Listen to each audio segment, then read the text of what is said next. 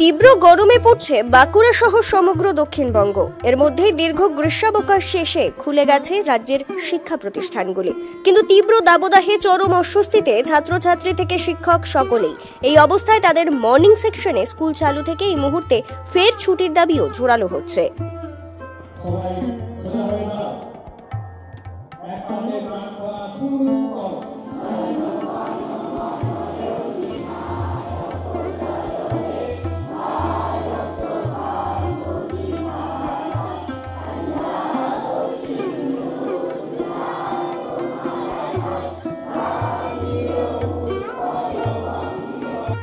উল্লেখ্য, গত সোমবার বাঁকুড়ার সর্বোচ্চ তাপমাত্রা ছিল 42.9 ডিগ্রি সেলসিয়াস।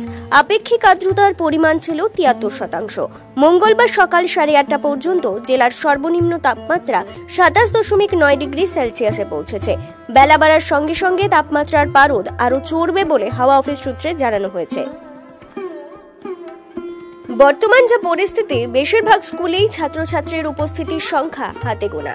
তীব্র দাবদাহের কারণে অনেক অভিভাবকই তাদের সন্তানদের স্কুলে পাঠাতে চাইছেন না।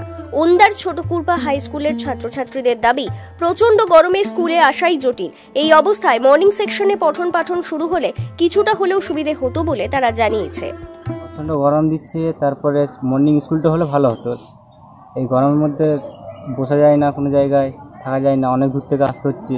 আমি আসছি বাঁকুড়া পুনিশল, তারপরে দমক প্রচণ্ড গরম, মর্নিং স্কুলটা হলে ভালো হতো। হ্যাঁ, আমাদের খুবই কষ্ট হচ্ছে, মর্নিং স্কুল হলে খুবই ভালো হয়।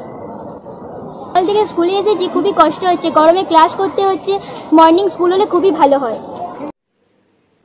ওই স্কুলের ভারপ্রাপ্ত প্রধান শিক্ষক সত্যনারায়ণ রুইদাস বলেন, বর্তমান পরিস্থিতিতে ছাত্রছাত্রী অভিভাবকদের তরফেও মর্নিং সেকশনে পঠন পাঠন চালুর দাবি জানানো হয়েছে।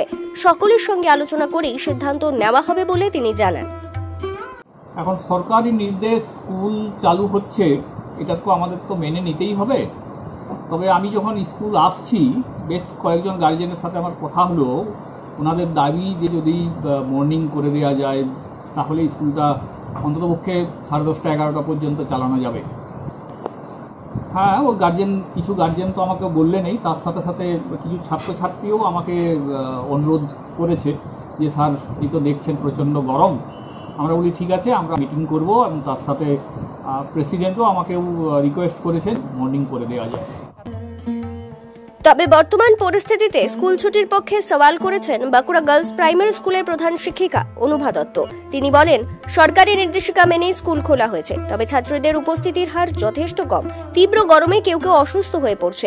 বর্তমান যা পরিস্থিতি, তাতে গ্রীষ্মের ছুটি আরো কয়েকটা দিন বাড়ালে ভালো হতো। নির্দেশিকা অনুযায়ী 22 এপ্রিল আমাদের গ্রীষ্মাবকাশ শুরু হয়েছিল। 23 মেতে স্কুল খুললেও বাচ্চাদের স্কুল আসার ব্যাপারে কোনো নির্দেশিকা ছিল না। আজকে 10 তারিখ থেকে বাচ্চাদের আসা শুরু হয়েছে স্কুলে।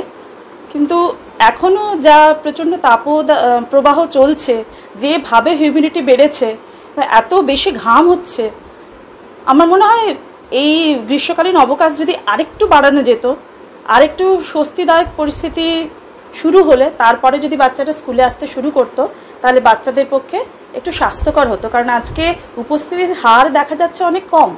অভিভাবকরা অনেকেই এই প্রচণ্ড গরমের জন্য বাচ্চাদেরকে স্কুলে পাঠাতে চাইছেন না, বা চাইলেও পাঠাতে পারছেন না তাদের স্বাস্থ্যের কথা ভেবে।